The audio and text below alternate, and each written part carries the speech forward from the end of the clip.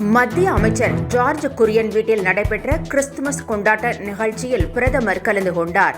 இது தொடர்பான புகைப்படத்தை எக்ஸ் தளத்தில் பிரதமர் பகிர்ந்து கொண்டுள்ளார். கிறிஸ்துவ சமூகத்தைச் சேர்ந்த முக்கிய நபர்களை சந்தித்து ஆலோசனை நடத்தியதாகவும் அதில் பிரதமர் குறிப்பிட்டுள்ளார். கிறிஸ்துமஸ் கொண்டாட்டத்தின் ஒரு பகுதியாக பள்ளி மாணவர்கள் நடத்திய இசை நிகழ்ச்சியை பிரதமர் ஆர்வத்துடன் கண்டு ரசித்தார்.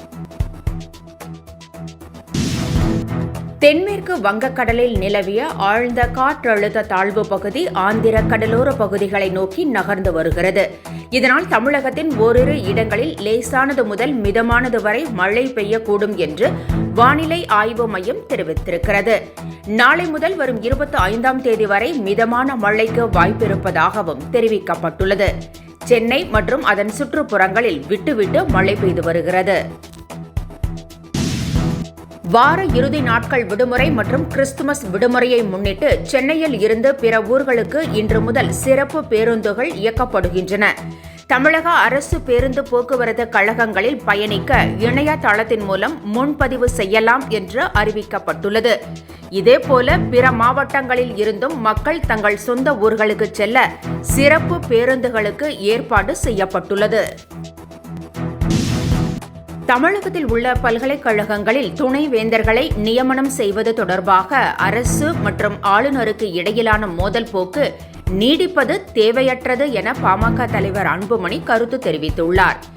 இந்த பிரச்சினை தொடர்பாக உச்சநீதிமன்றத்தில் தொடரப்பட்ட வழக்கு விசாரணையை விரைவுபடுத்துமாறு தமிழக அரசுக்கு அவர் யோசனை தெரிவித்திருக்கிறார். அதன் மூலம் உடனடியாக ஒரு தீர்வை காண முடியும் என்றும் அன்புமணி தெரிவித்துள்ளார். தேனி கஞ்சா வழக்கில் பிடி வாரண்ட் பிறப்பித்தும் விசாரணைக்கு ஆஜராகாமல் இருந்த சவுக்கு சங்கர் சிறையில் அடைக்கப்பட்ட நிலையில் மீண்டும் ஒரு வழக்கில் கைது செய்யப்பட்டுள்ளார்.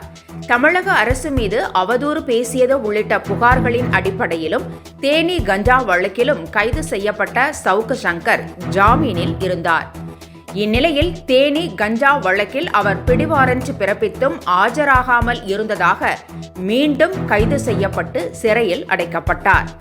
இந்நிலையில் தமிழக அரசின் தூய்மை பணியாளர்கள் திட்டம் குறித்து அவதூறு பரப்பும் வகையில் வீடியோ வெளியிட்ட வழக்கில் சவுக்கு சங்கர் கைது செய்யப்பட்டுள்ளார்.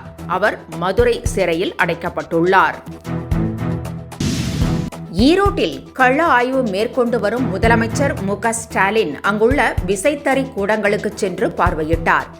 ஈரோடு மாவட்டம் பிச்சாண்டாம்பாளையம் ஊராட்சி அலுவலகம் அருகே இயங்கி வரும் 2 விசைத்தறி கூடங்களில் முதலமைச்சர் ஆய்வு மேற்கொண்டார்.